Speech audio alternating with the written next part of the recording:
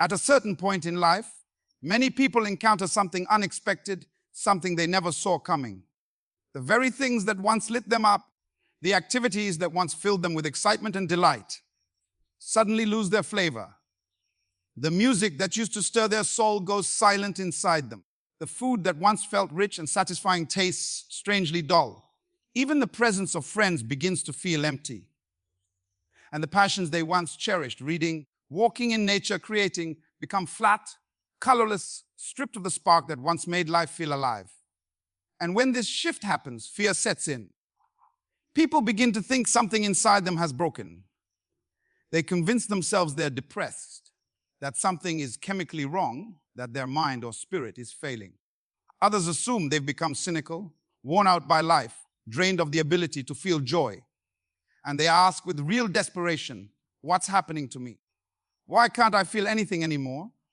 But what if I told you that this loss of joy, this strange flatness, isn't necessarily a sign of decline at all? What if this state that feels like death is actually the early stage of a rebirth? What if the disappearance of the joy you once knew is simply clearing space for something deeper, something you haven't recognized yet because you're still searching for the old feelings, the old thrills, the old ways life used to move you? Let me show you what I mean. You see, most of what we call joy or pleasure in everyday life is really just relief. It's the easing of a craving, the filling of a gap, the scratching of an internal itch. You're hungry, then you eat, and it feels good. But that pleasure depends entirely on the hunger. Without the hunger, eating becomes mechanical. You feel lonely, then someone notices you, and it feels like joy. But that joy depends on the loneliness. Without that sense of lack, the attention doesn't move you at all. This is what the ancient teachers understood when they spoke of life's unsatisfying nature. Not that life is misery, but that the cycle of wanting and getting, lacking and filling, itching and scratching is unstable by design. It's all rooted in a feeling of incompleteness, the belief that something is missing, that who you are right now isn't quite enough. And so we spend our days chasing temporary pockets of relief, those small moments when a want is briefly fulfilled. We label those moments happiness. We call them joy. But in truth, they are nothing more than the temporary pause of discomfort. It's like someone striking you on the head with a hammer and then stopping. You feel relieved, and you mistake that relief for pleasure. But the deeper question no one asks is this: why were you being hit with the hammer at all? Now, what happens to some people, and this is what's happening to you if you feel joy slipping away, is that they begin to see through the game. They begin to recognize that the pleasures they've been chasing were never true joy, only escapes from discomfort. And when that illusion cracks, the old joys fall silent, not because something in you has died, but because something truer in you is waking up. And once you see this, once you truly grasp it, the old joys lose their power.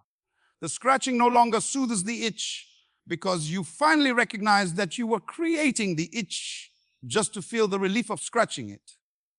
It's like an addict taking a drug to feel better, not realizing the drug itself creates the very withdrawal that keeps them chained. The relief they feel is nothing more than a brief pause from the symptoms the drug produced in the first place. And once you see that cycle clearly, the entire illusion collapses. The pleasure loses its charm because you've seen behind the curtain. This is what has happened to you. You've seen through the game of chasing pleasure and running from pain. You've realized, maybe not with your mind, but deep in your spirit, that all these joys you once pursued were simply clever ways of escaping yourself, escaping the present moment, escaping what already is. And now you find yourself in this unfamiliar place. The old pleasures don't work. The old excitements don't excite. You've lost the ability to distract yourself, to be carried away by sensations and experiences. And it feels like death. It feels as though something vital has been stripped away, as if you've become a shadow moving through life without truly living. But here's what you must understand. This state is not a conclusion. It is a crossing. It is the narrow passage between the life you used to know and a life you haven't stepped into yet. You're in the in-between. And the in-between is frightening because everything familiar has fallen apart and nothing new has taken shape. Let me show you what this looks like. Imagine living your entire life in a room lit only by candles. The candlelight casts moving shadows on the walls, shapes that dance, patterns that keep you entertained, illusions that feel meaningful. These are the ordinary pleasures of life. They're real in their own way, but they're only shadows shaped by a limited light. Now imagine someone suddenly opens a door and daylight floods in. At first, the light is overwhelming, almost painful. You can't see anything clearly. Everything looks washed out. And the shadows you once found so fascinating vanish instantly. And you might think, this is awful. Everything that interested me is gone. Everything feels empty and dull. But you're not seeing yet. Your eyes haven't adjusted. And when they do, you'll realize you have lost nothing. You've gained everything. Because now you're not watching shadows. You're seeing reality itself.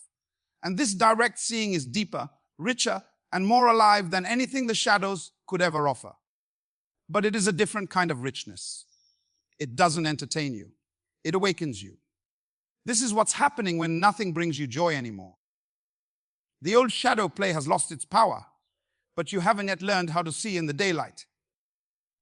You're standing in the threshold where the old has fallen away, but the new hasn't taken form, and this space can linger. It's not a phase you can hurry through. Your vision adjusts in its own time. Now, the instinct in this stage is to fight your way back to the old joys. People dive into new hobbies, new relationships, new thrills, trying to reignite the spark they lost. Or they reach for stronger stimulation, louder music, heavier experiences, bigger emotional highs, like someone whose taste buds have gone numb, craving hotter and hotter spices just to feel anything at all. But this only deepens the emptiness. Because what's needed is not more stimulation, but less. What's needed is to stop running, stop grasping, stop stuffing the silence with noise. What's needed is simply to sit with what is, without trying to turn it into something else. And here's the extraordinary shift that happens when you do. The moment you stop trying to manufacture joy, you begin noticing something that has always been there. Something you overlooked because you were too busy chasing after pleasure. It isn't joy in the old sense. It's more like a quiet okayness, a grounded sense that everything is already all right as it is. Not perfect, not thrilling, but whole. Enough, complete without being improved. The old joys depended on contrasts, good versus bad, pleasure versus pain, excitement versus boredom. But this new state, this inner okayness, doesn't come from comparison. It doesn't rise and fall. It's steady. It's present whether life feels smooth or rough, whether you're comfortable or stretched, whether you're in pleasure or in pain. It's like discovering that you've been searching through every room of a house your whole life, only to suddenly realize the thing you were seeking was the house itself. It was there the entire time. You were standing inside it. You are it. But you couldn't see it because you were too busy searching. Now, I need to prepare you for something. When you hear this described as an okayness or a sense that everything is all right, you might think it sounds dull. You might wonder, is that all? Just being okay with things. And you're right, it isn't exciting the way the old pleasures were. It doesn't give you the high peaks, the emotional fireworks, the dramatic surges of intensity. But understand, this excitement is draining. Drama is draining. Living for intensity burns you out. You can't survive at that height forever. What happens is you get a moment of exhilaration, then long stretches of emptiness while you wait for the next high. The lows sink deeper, and you need bigger and bigger stimuli just to feel the same rush. This is the addict's pattern. And most people are addicted to experience, to sensation, to the drama of their own lives. They constantly create problems just so they can fix them, stir up tension just so they can release it, provoke emotions just to feel alive for a moment. And they call this joy, but it's nothing more than agitation dressed up as purpose. What you've lost when nothing brings you joy anymore is your addiction to this cycle. And like any addict entering withdrawal, you feel awful. You feel empty, flat, lifeless. But what you're truly feeling is the absence of agitation. And because you've lived with inner agitation for so long, its absence feels like death. You've simply forgotten what genuine rest feels like. Let me tell you about a man I once knew. He was endlessly energetic, always moving, always chasing. always launching new projects and new pleasures. He traveled the world, gathered experiences the way others gather souvenirs, devoured books, chased sensations, and prided himself on living life to the fullest. Then something changed. I don't know what triggered it. Maybe the quiet accumulation of years. But his enthusiasm vanished. The things that once thrilled him suddenly felt empty.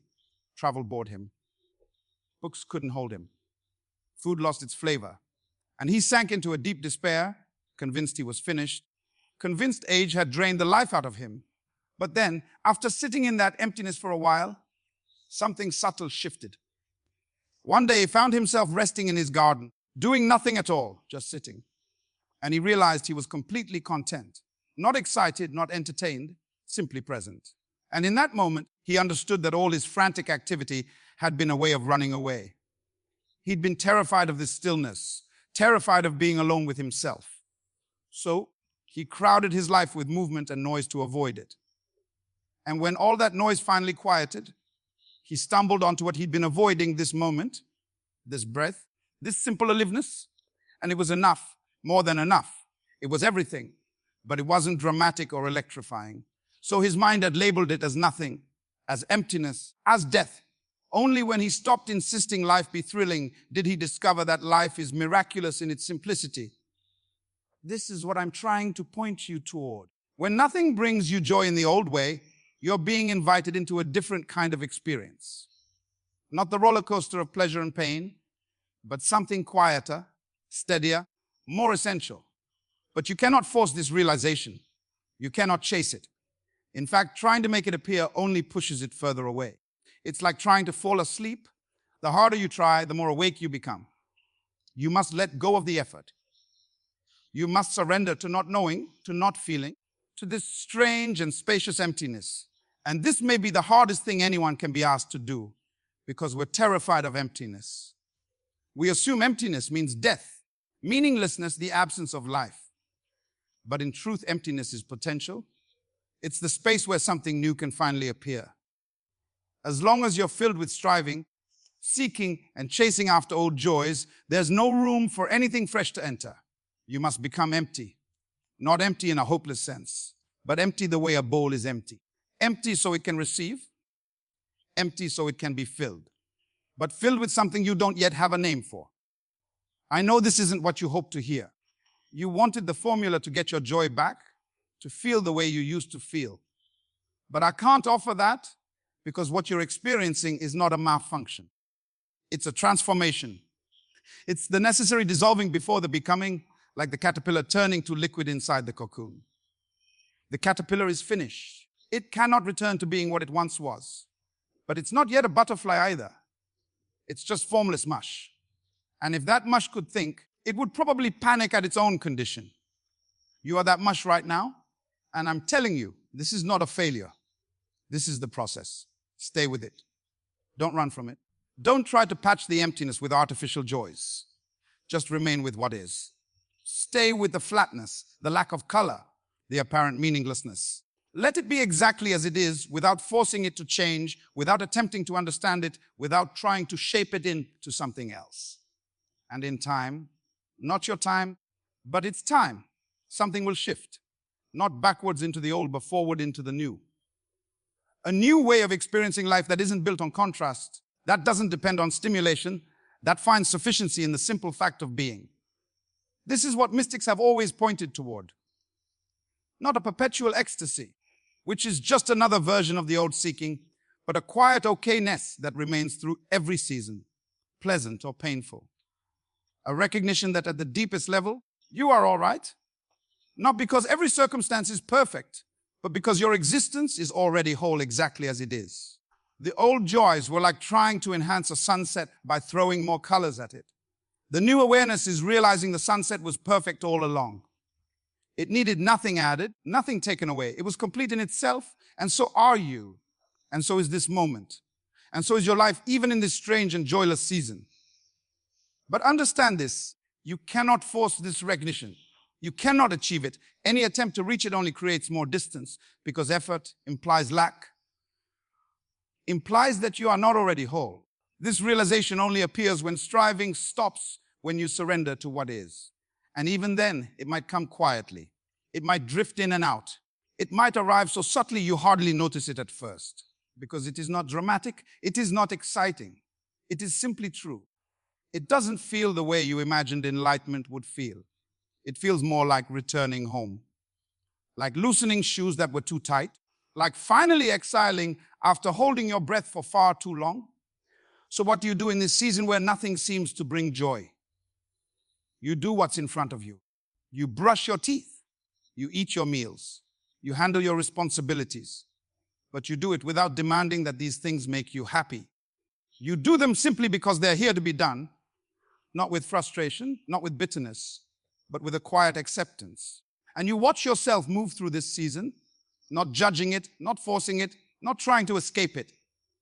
You become curious about it, the same way you'd watch clouds drifting across the sky, just watching, without insisting they look any different than they do. And most of all, you stop comparing. Stop comparing who you are now to who you used to be. Stop comparing your life to people who seem full of joy. Stop comparing this moment to some imagined future where everything finally feels right. Just be here, fully present with what is. This is not surrendering to defeat. This is not giving up. This is showing up for your real life, not the one you wish you had. And here's the irony. It's only when you stop demanding change that true change can finally find you. Because what often blocks the new thing God is trying to do is your grip on the old thing He already led you out of. Your attachment to old joys, old feelings, old seasons that no longer fit who you're becoming. Maybe, just maybe, the reason nothing brings you joy anymore is because you've outgrown the old definition of joy. Maybe you've become too deep for shallow pleasures, too expanded for the small containers that used to satisfy you. Not because you're better than anyone, but because your consciousness has grown and the old places can no longer hold what God is developing inside you. A child is thrilled by candy, a young person by romance and adventure, a mature soul by achievement and recognition. But there comes a time when all of it is seen clearly, as temporary, as conditional, as unable to fill what only purpose can satisfy. And when that moment comes, you are brought back to the foundation of everything, to the raw simplicity of existence itself, to the quiet miracle of being alive, being aware, being here. And at first, this may seem like nothing compared to the thrill of candy, romance, or accomplishment. But in truth, it's everything. It's the foundation beneath all the things you once chased. It's what existed before you learned to seek pleasure and run from pain. It's what remains when all the seeking finally stops. And this isn't nothing. It isn't emptiness in the way the mind fears. It's fullness. It's wholeness. It's completion. But it's so simple, so ordinary, so quiet that the mind overlooks it again and again, always searching for something louder, brighter, more dramatic, more special. Yet what you are being invited to rediscover is that nothing is more extraordinary than this moment, this breath, this awareness, this simple reality of being alive. Not because it excites you, not because it entertains you, but because it's real. It's what is. And what is has always been enough. You only forgot for a time. So when nothing brings you joy anymore, don't lose heart. You haven't lost your ability to feel. You've simply lost your dependency on a certain kind of feeling. And in that loss, there is an opening, an invitation, a doorway into a deeper way of being human. Walk through that doorway, not by forcing anything, but by standing still long enough to realize you're already on the other side. You always have been. You just didn't notice because you were too busy searching. Now, with nothing left to chase, you haven't lost anything at all. You've received the greatest gift you could ever be given.